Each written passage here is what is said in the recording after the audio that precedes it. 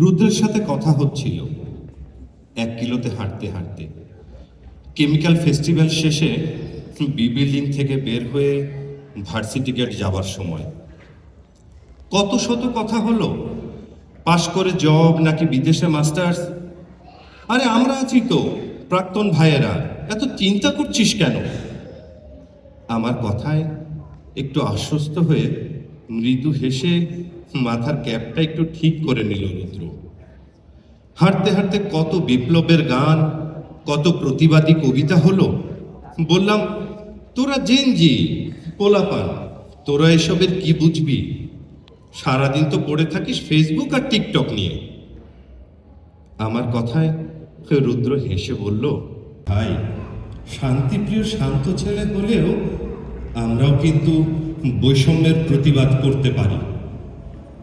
দেখতে দেখতে ভার্সিটি থেকে কখন চলে আসলাম।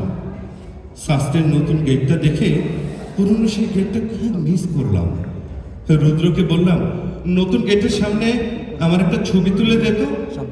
নিজেকে ছবি তোলার জন্য পোজ দিয়ে সামনের দিকে তাকিয়ে দেখি রুদ্র কোথাও নেই। এদিকে ওদিকে অনেক খুঁজলাম, কিন্তু নেই নেই নেই।